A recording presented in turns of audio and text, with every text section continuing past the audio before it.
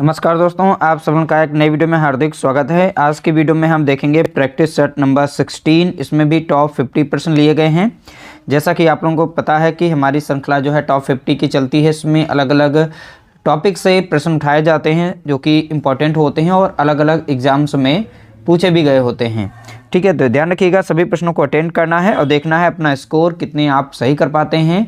और कमेंट आप लोग जरूर किया करें कितने 50 में आपके सही होते हैं। ठीक है, कोई सुझाव देना चाहते हैं उसके बारे में भी आप कमेंट कर सकते हैं। प्लेलिस्ट बनी है, प्लेलिस्ट में सभी वीडियोस ऐड हुई हैं, तो सभी वीडियोस को आप देख सकते हैं। देखिए, पहला प्रश्न दिया गया है, निम्नलिखित में से किसकी कमी से स्कर्वी रोग होता है। तो 4 ऑप्शन दिए गए, इसमें से बताना है किसकी कमी से स्कर्वी रोग होता है। क्वेश्चन नंबर 1 का यहाँ पर करेक्ट आंसर बताएंगे। देखिए, स्कर्वी रोग जो होता है विटामिन सी की कमी से होता है। ठीक है, तो स्कर्वी रोग किसकी कमी से होता है, तो आप बताएंगे विटामिन सी की कमी से। अगला प्रश्न देखेंगे, क्वेश्चन नंबर 2, लाल रक्त कोशिका के निर्माण के लिए निम्न में से क्या आवश्यक है। यानी आरबीसीज हमारी जो बनती हैं, रेड ब्लड सेल्स, उनके निर्माण के लिए क्या आवश्यक है। इसमें से 4 ऑप्शन में से एक ऑप्शन आपका सही होगा, वो बता सकते हैं। ठीक है, प्रश्न संख्या 2, इसका राइट आंसर है फोलिक अम्ल, फोलिक एसिड जिसे कहते हैं, इसकी आवश्यकता होती है। ध्यान रखिएगा, ये पीवाईक्यू प्रश्न है, उत्तर प्रदेश पुलिस के द्वारा यह प्रश्न पूछा जा चुका है। अगला प्रश्न देखेंगे, क्वेश्चन नंबर 3, विटामिन ए का संश्लेषण होता है। तो आपको बताना है हमारी बॉडी में विटामिन ए का संश्लेषण कहाँ होता है। क्वेश्चन नंबर 3 का यहाँ पर राइट आंसर हो जाएगा ऑप्शन सी, यकृत में होता है। विटामिन ए का संश्लेषण कहाँ होता है, तो आप बताएंगे यकृत में। अगला प्रश्न देखेंगे, क्वेश्चन नंबर 4, खून के लाल कण कहाँ बनते हैं। तो आपको बताना है रेड ब्लड सेल्स। ठीक है, तो रेड ब्लड आरबीसीज कहाँ बनती है, यानी रेड ब्लड सेल्स कहाँ बनती हैं, ये बताना है। ठीक है, क्वेश्चन नंबर 4 का यहाँ पर करेक्ट आंसर आपको बताना है। देखिए, 4 का राइट आंसर हो जाएगा ऑप्शन सी, बोन मैरो में क्या बनती है, रेड ब्लड सेल्स बनती हैं। तो आप बताएंगे बोन मैरो। इसका दूसरा नाम आ सकता है अस्थि मज्जा। ध्यान रखिएगा, या तो ये आएगा इंग्लिश में या फिर आएगा अस्थि मज्जा लिखा हुआ। ठीक है, तो यहीं पर खून का निर्माण होता है। अगला प्रश्न देखेंगे, क्वेश्चन नंबर 5, रक्त समूह की खोज किस वैज्ञानिक ने की। तो आपको बताना है तो रक्त समूह की खोज किस वैज्ञानिक के द्वारा की गई। क्वेश्चन नंबर 5 का यहाँ पर राइट आंसर बताएंगे। देखिए, 5 का राइट आंसर हो जाएगा ऑप्शन ए, लैंड स्टीनर ने। ठीक है, तो रक्त समूह की खोज किसने की, तो आप बताएंगे लैंड स्टीनर ने। अगला प्रश्न देखेंगे, क्वेश्चन नंबर 6, घेंघा रोग किसकी कमी से होता है। तो आपको बताना है घेंघा रोग किसकी कमी से होता है। क्वेश्चन नंबर 6 का यहाँ पर राइट आंसर आप बताएंगे। देखिए, 6 का राइट आंसर हो जाएगा ऑप्शन सी, आयोडीन की कमी से होता है। तो किसकी कमी से होता है घेंघा रोग, तो आप बताएंगे आयोडीन की कमी से होता है। अगला प्रश्न देखेंगे, क्वेश्चन नंबर 7, देखिए, पसीना जैविक साक्ष्य के रूप में किस जांच में स्वीकार किया जाता है।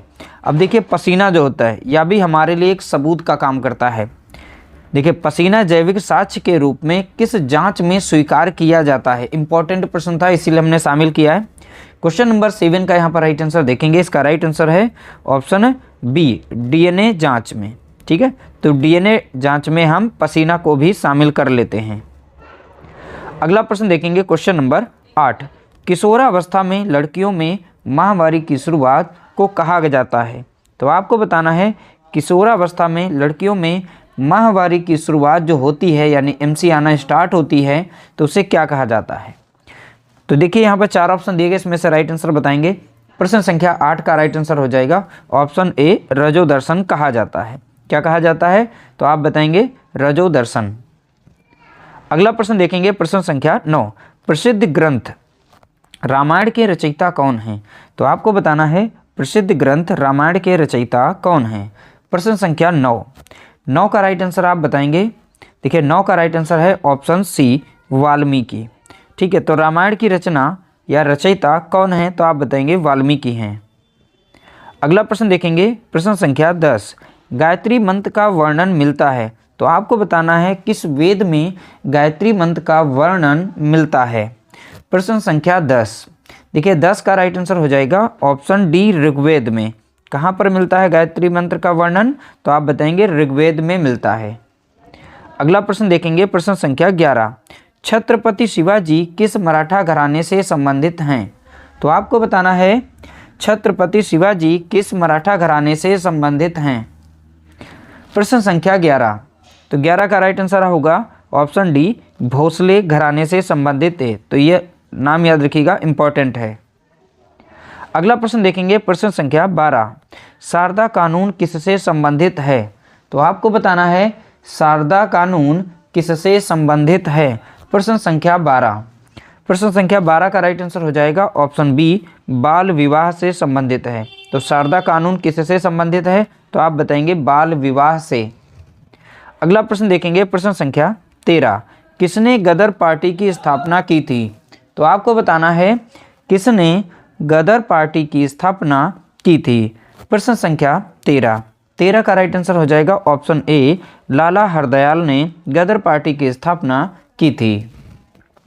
अगला प्रश्न देखेंगे, प्रश्न संख्या 14, आनंद मठ के लेखक कौन हैं? तो आपको बताना है आनंद मठ के लेखक कौन हैं। प्रश्न संख्या 14, देखिए 14 का यहाँ पर राइट आंसर हो जाएगा ऑप्शन डी, बंकिम चंद्र चटर्जी। ठीक है, राइट आंसर क्या हो जाएगा? आनंद मठ के लेखक कौन? तो आप बताएंगे बंकिम चंद्र चटर्जी। तो 14 का राइट आंसर हो जाएगा ऑप्शन डी। अगला प्रश्न देखेंगे, प्रश्न संख्या 15, दक्षिण अफ्रीका में किस वर्ष गांधी जी भारत आए? तो आपको बताना है दक्षिण अफ्रीका में नहीं, दक्षिण अफ्रीका से भारत जो है किस वर्ष गांधी जी आए, ये बताना है। ठीक है, तो दक्षिण अफ्रीका से किस वर्ष गांधी जी भारत आए? देखिए 15 का यहाँ पर राइट आंसर हो जाएगा ऑप्शन बी, 1915। ठीक है, राइट आंसर क्या होगा? 1915 में दक्षिण अफ्रीका से भारत गांधी जी लौटे थे। अगला प्रश्न देखेंगे, प्रश्न संख्या 16, स्वराज पार्टी की स्थापना कब हुई? तो आपको बताना है स्वराज पार्टी की स्थापना किस वर्ष हुई। प्रश्न संख्या 16, तो 16 का यहाँ पर राइट आंसर हो जाएगा ऑप्शन बी, 1923 में। ठीक है, राइट आंसर क्या हो जाएगा? तो आप बताएंगे 1923। तो स्वराज पार्टी की स्थापना किस वर्ष हुई? तो आप बताएंगे 1923 में। अगला प्रश्न देखेंगे, काबुलीवाला पुस्तक के लेखक हैं। तो आपको बताना है काबुलीवाला पुस्तक के लेखक कौन हैं। प्रश्न संख्या 17, तो 17 का यहाँ पर राइट आंसर हो जाएगा ऑप्शन सी, रविंद्रनाथ टैगोर। तो काबुलीवाला जो पुस्तक है ये किसकी है? तो आप बताएंगे रविंद्रनाथ टैगोर जी की है। अगला प्रश्न देखेंगे, प्रश्न संख्या 18, सीमांत गांधी के नाम से जाने जाते हैं। तो आपको बताना है सीमांत गांधी के नाम से कौन जाने जाते हैं। प्रश्न संख्या 18 का आप राइट आंसर यहाँ पर बताएंगे। देखिए 18 का राइट आंसर हो जाएगा ऑप्शन सी, खान अब्दुल गफ्फार खान। ठीक है, तो ये सीमांत गांधी के नाम से जाने जाते हैं, ये इनका उपनाम था। अगला प्रश्न देखेंगे, प्रश्न संख्या 19, भारत में सबसे बड़ी मीठे पानी की झील कौन सी है? तो आपको बताना है भारत में सबसे बड़ी मीठे पानी की झील कौन सी है। यहाँ पर खारे पानी की भी पूछ सकता है, खारे पानी की। तो हम 2 प्रश्न यहाँ पे सॉल्व करा देते हैं। ठीक है, एक मीठे पानी की झील यहाँ से मिल जाएगा और खारे पानी की झील हम बता देते हैं चिल्का झील है। कौन सी है? चिल्का झील, जो कि पड़ती कहाँ है? तो आप बताएंगे उड़ीसा राज्य में। कहाँ पड़ती है? उड़ीसा राज्य में। इसे लैगून झील भी कहा जाता है। ठीक है, तो चिल्का झील को लैगून झील भी कहा जाता है, ये भी थोड़ा सा ध्यान दीजिएगा। चलिए इसका राइट आंसर आप कमेंट करके बता सकते हैं। भारत में सबसे बड़ी मीठे पानी की झील कौन सी होगी? 19 का राइट आंसर हो जाएगा ऑप्शन डी, यानी वुलर झील। अब वुलर झील कहाँ पड़ती है? तो आप बताएंगे जम्मू कश्मीर में, जेके यानी जम्मू कश्मीर में। कहाँ पड़ती है? जम्मू कश्मीर में। अगला प्रश्न देखेंगे, प्रश्न संख्या 20, गोदावरी नदी का उद्गम स्थल किस राज्य में है? तो आपको बताना है गोदावरी नदी का उद्गम स्थल किस राज्य में है। ये भी पूछा जा सकता है गोदावरी अपना डेल्टा या किस में गिरती है। तो आप बताएंगे बंगाल की खाड़ी में जाकर गिरती है। ठीक है, लेकिन यहाँ पर उद्गम स्थान पूछा गया इसका। तो गोदावरी नदी का उद्गम स्थल क्या है? तो 20 का राइट आंसर हो जाएगा ऑप्शन सी, महाराष्ट्र से है। तो कहाँ से इसका उद्गम स्थल है? तो आप बताएंगे महाराष्ट्र से। अगला प्रश्न देखेंगे, प्रश्न संख्या 21, नागार्जुन सागर परियोजना किस नदी पर बनी है? तो आपको बताना है नागार्जुन सागर परियोजना किस नदी पर बनी है। प्रश्न संख्या 21, देखिए 21 का यहाँ पर राइट आंसर हो जाएगा ऑप्शन सी, कृष्णा नदी पर। ठीक है, तो एक रिलेशन से याद कर सकते हैं, अर्जुन, नागार्जुन, अर्जुन, अर्जुन श्री कृष्ण, अर्जुन श्री कृष्ण महाभारत में थे। तो इस तरीके से भी आप याद कर सकते हैं। अगला प्रश्न देखेंगे, प्रश्न संख्या 22।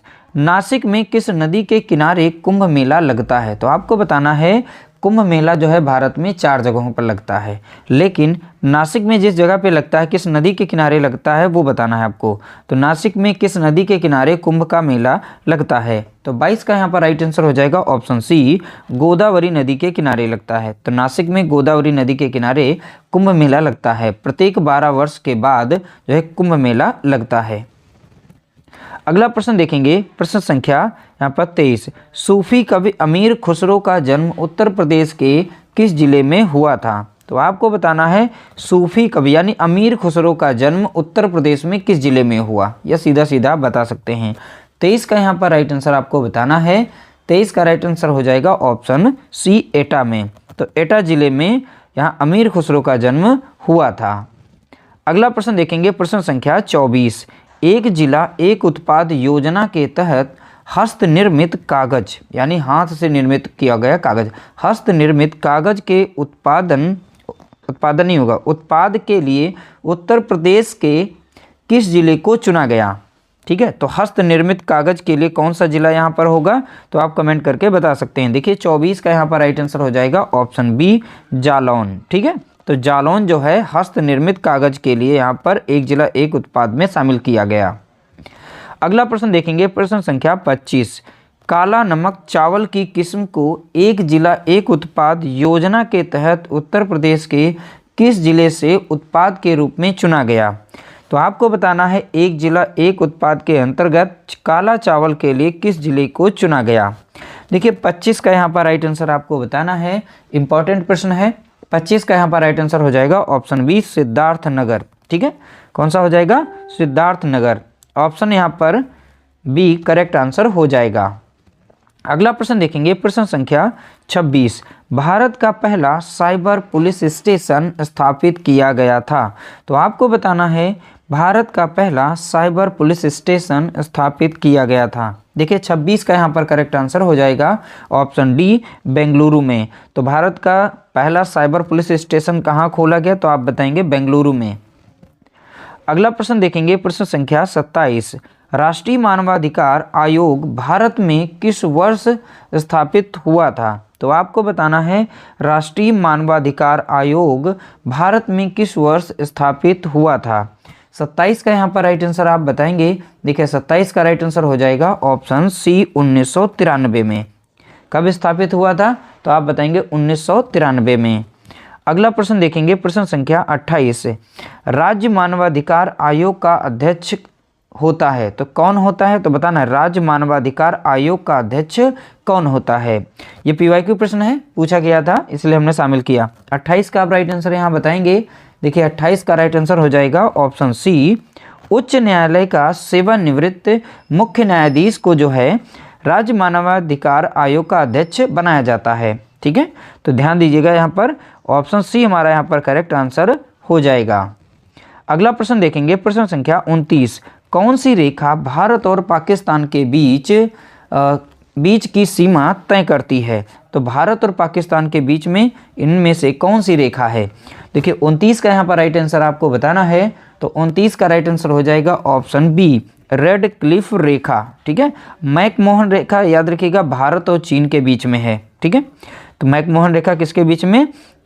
तो ध्यान रखना है भारत और चीन के बीच में, और रेड क्लिफ रेखा जो है भारत और पाकिस्तान के मध्य स्थित है। अगला प्रश्न देखेंगे, प्रश्न संख्या 30। पर्यावरण संरक्षण के लिए ग्रीन आर्मी को किसने प्रारंभ किया? तो आपको बताना है पर्यावरण संरक्षण के लिए ग्रीन आर्मी को किसने प्रारंभ किया। तो देखिए 30 का यहाँ पर राइट आंसर आप बताएंगे। तो 30 का राइट आंसर हो जाएगा ऑप्शन सी, ऑस्ट्रेलिया ने। तो ग्रीन आर्मी का शुभारंभ किसने किया? तो आप बताएंगे ऑस्ट्रेलिया ने। अगला प्रश्न देखेंगे, प्रश्न संख्या 31। वर्षा की मात्रा निर्भर करती है। तो आपको बताना है वर्षा की मात्रा बरसात कम होगी या ज़्यादा होगी या किस पर निर्भर होता है। तो यही प्रश्न यहाँ पर पूछा गया। तो 31 का आप यहाँ पर राइट आंसर आप बता सकते हैं। इसका राइट आंसर है ऑप्शन बी, वायुमंडल में नमी पर निर्भर करता है। नमी कितनी, हमारे वायुमंडल में अगर नमी ज़्यादा है तो वर्षा ज़्यादा होगी, अगर नमी कम है तो वर्षा कम होगी। तो देखिए वर्षा की मात्रा निर्भर करती है वायुमंडल में नमी पर। अगला प्रश्न देखेंगे, प्रश्न संख्या 32। पृथ्वी के चारों ओर गैसों के समूह को क्या कहते हैं? तो आपको बताना है पृथ्वी के चारों ओर गैसों के समूह को क्या कहते हैं। 32 का यहाँ पर राइट आंसर आप बताएंगे। देखिए 32 का राइट आंसर हो जाएगा ऑप्शन डी, वायुमंडल कहा जाता है। पृथ्वी के चारों ओर गैसों के समूह को क्या कहा जाएगा? तो आप बताएंगे वायुमंडल कहा जाएगा। अगला प्रश्न देखेंगे, प्रश्न संख्या 33। शुष्क हवा में नाइट्रोजन की मात्रा होती है। हमारे वायुमंडल में नाइट्रोजन की मात्रा कितनी है? तो यहाँ पर आप याद रखेंगे, ये प्रश्न जो है बहुत बार अलग अलग एग्जाम में पूछा गया। ठीक है, तो 33 का यहाँ पर राइट आंसर हो जाएगा ऑप्शन डी, 78%। तो नाइट्रोजन कितनी है? तो आप बताएंगे 78%। अब अगर यहाँ पूछ लेता ऑक्सीजन कितनी है, तो ऑक्सीजन याद रखना है, ऑक्सीजन। ठीक है, तो ऑक्सीजन जो है 21% है। ठीक है, ऑक्सीजन 21% और शुष्क हवा में हमारी ऑक्सीजन जो पाई जाती है वो 21 है और नाइट्रोजन कितनी है? 78% है। तो हमारा राइट आंसर हो जाएगा ऑप्शन डी। अगला प्रश्न देखेंगे, प्रश्न संख्या है 34। पृथ्वी शिखर सम्मेलन का आयोजन किया गया था। तो आपको बताना है पृथ्वी शिखर सम्मेलन का आयोजन कहाँ किया गया था। तो यहाँ पर 34 का राइट आंसर आपको बताना है। तो 34 का राइट आंसर क्या होगा? 4 ऑप्शन दिए गए, इसमें से करेक्ट आंसर बता सकते हैं। 34 का राइट आंसर है option B, Rio de Janeiro में। अब ये कहाँ पड़ता है स्थान? तो आप बताएंगे ब्राज़ील में। या तो यहाँ पर वो देश दे देगा या तो वो उस स्थान का नाम दे देगा। तो इसीलिए मैंने दोनों चीज़ें यहाँ पर लिख दी हैं। रियो डी जनेरियो आ जाएगा ऑप्शन में या फिर आ जाएगा ब्राज़ील में। अगला प्रश्न देखेंगे, प्रश्न संख्या है 35। विश्व मौसम विज्ञान संगठन का मुख्यालय कहाँ स्थित है? तो आपको बताना है विश्व मौसम विज्ञान संगठन का मुख्यालय कहाँ स्थित है। 35 का यहाँ पर राइट आंसर हो जाएगा ऑप्शन बी, जिनेवा में है। जिनेवा में कहाँ पर, जिनेवा कहाँ पड़ता है? तो आप बताएंगे स्विट्जरलैंड में पड़ता है। ठीक है, तो यहाँ पर विश्व मौसम विज्ञान संगठन का मुख्यालय कहाँ है? तो आप बताएंगे जिनेवा में। जिनेवा कहाँ पड़ता है? तो आप बताएंगे स्विट्जरलैंड में। ठीक है, ऑप्शन बी राइट आंसर होगा। अगला प्रश्न देखेंगे, प्रश्न संख्या 36। संयुक्त राष्ट्र पर्यावरण कार्यक्रम यानी कि यूनेप का मुख्यालय कहाँ है? तो आपको बताना है संयुक्त राष्ट्र पर्यावरण कार्यक्रम का मुख्यालय कहाँ है। तो 36 का यहाँ पर राइट आंसर हो जाएगा ऑप्शन बी, नैरोबी में है। कहाँ पर है? तो आप बताएंगे नैरोबी में। अगला प्रश्न देखेंगे, प्रश्न संख्या 37। ग्रीन पीस इंटरनेशनल का मुख्यालय कहाँ स्थित है? तो आपको बताना है ग्रीन पीस इंटरनेशनल का मुख्यालय कहाँ स्थित है। 37 का यहाँ पर राइट आंसर हो जाएगा ऑप्शन ए, एम्स्टर्डम। नाम याद रखिएगा, एम्स्टर्डम। ये कहाँ पड़ता है? तो आप बताएंगे नीदरलैंड में। तो ऑप्शन में या तो मिलेगा एम्स्टर्डम या फिर मिलेगा नीदरलैंड। तो ध्यान दीजिएगा यहाँ पर ग्रीन पीस इंटरनेशनल का मुख्यालय तो एम्स्टर्डम या नीदरलैंड। अगला प्रश्न देखेंगे, प्रश्न संख्या है 38। उत्तर प्रदेश में ओखला पक्षी विहार कहाँ स्थित है? तो आपको बताना है उत्तर प्रदेश में ओखला पक्षी विहार कहाँ स्थित है। देखिए 38 का यहाँ पर करेक्ट आंसर आप बताएंगे। तो 38 का राइट आंसर हो जाएगा ऑप्शन बी, गौतम बुद्ध नगर में। कहाँ पड़ता है ओखला पक्षी विहार? तो आप बताएंगे गौतम बुद्ध नगर में। अगला प्रश्न देखेंगे, प्रश्न संख्या है 39। उत्तर प्रदेश में नवाबगंज पक्षी विहार कहाँ स्थित है? तो आपको बताना है उत्तर प्रदेश में नवाबगंज पक्षी विहार कहाँ स्थित है। देखिए 39 का आप बताएंगे राइट आंसर। 39 का राइट आंसर है ऑप्शन सी, उन्नाव में। तो नवाबगंज पक्षी विहार कहाँ स्थित है? तो आप बताएंगे उन्नाव में। Option C right answer. अगला प्रश्न देखेंगे, प्रश्न संख्या 40। किसान क्रेडिट कार्ड योजना किस वर्ष प्रारंभ की गई? तो आपको बताना है किसान क्रेडिट कार्ड योजना किस वर्ष प्रारंभ की गई थी। देखिए यहाँ पर 40 का आप राइट आंसर बताएंगे। 40 का राइट आंसर क्या होगा? 40 का राइट आंसर है ऑप्शन बी, 1998। ठीक है, तो 1998 याद रखिएगा, इस सन में किसान क्रेडिट कार्ड योजना प्रारंभ की गई थी। अगला प्रश्न देखेंगे 41। यहाँ पर है प्रधानमंत्री किसान सम्मान निधि योजना किस वर्ष प्रारंभ की गई? ठीक है। तो सम्मान निधि योजना जो थी ये किस वर्ष प्रारंभ की गई? अब इसमें देखिए 2000 रुपये की राशि जो है किसानों को दी जाती है। तो ये किस सन में प्रारंभ हुई थी वो सन बताना है। 41 का आप यहाँ पर राइट आंसर आप बताएंगे। देखिए 41 का राइट आंसर हो जाएगा ऑप्शन डी, 2019 में प्रारंभ की गई थी। किस सन में प्रारंभ की गई? तो आप बताएंगे 2019 में। अगला प्रश्न देखेंगे, प्रश्न संख्या 42। विश्व पृथ्वी दिवस कब मनाया जाता है? तो आपको बताना है विश्व पृथ्वी दिवस कब मनाया जाता है। ठीक है। तो देखिए यहाँ पर 42 का राइट आंसर आप बताएंगे। तो 42 का यहाँ पर राइट आंसर हो जाएगा ऑप्शन बी, 22 अप्रैल को विश्व पृथ्वी दिवस के रूप में मनाया जाता है। और अगर पूछ ले यहाँ पर 22 मार्च को, तो अब ध्यान रखना है आपको जल दिवस के रूप में मनाया जाता है। ठीक है। तो विश्व जल दिवस के रूप में कब मनाया जाता है? तो आप बताएंगे 22 मार्च को। 21 जून को योगा दिवस यानी योग दिवस के रूप में मनाया जाता है। ठीक है, योग दिवस। तो यहाँ से कुछ आप इस तरीके से भी तैयार कर सकते हैं। अगला प्रश्न देखेंगे, प्रश्न संख्या 43। प्रेम वाटिका पुस्तक के लेखक कौन हैं? तो आपको बताना है प्रेम वाटिका पुस्तक के लेखक कौन हैं। तो 43 का यहाँ पर राइट आंसर आप बताएंगे। 43 का राइट आंसर है ऑप्शन बी, रसखान। तो प्रेम वाटिका पुस्तक के लेखक कौन हैं? तो आप बताएंगे रसखान हैं। ऑप्शन बी राइट आंसर होगा। अगला प्रश्न देखेंगे, प्रश्न संख्या 44। कामसूत्र पुस्तक के लेखक कौन हैं? तो आपको बताना है कामसूत्र पुस्तक के लेखक कौन हैं। 44 का आप यहाँ पर राइट आंसर बताएंगे। 44 का राइट आंसर हो जाएगा ऑप्शन बी, वात्सायन। ठीक है, और वात्सायन याद रखिएगा, ऑप्शन बी यहाँ पर राइट आंसर होगा। कामसूत्र पुस्तक के लेखक कौन है? वात्सायन हैं। अगला प्रश्न देखेंगे, प्रश्न संख्या 45। हॉकी का जादूगर किसे कहा गया? तो आपको बताना है हॉकी का जादूगर किसे कहा गया। 45 का राइट आंसर आप बताएंगे। देखिए 45 का राइट आंसर हो जाएगा option B, major Dhyanchand. Option B हमारा यहाँ पर राइट आंसर होगा।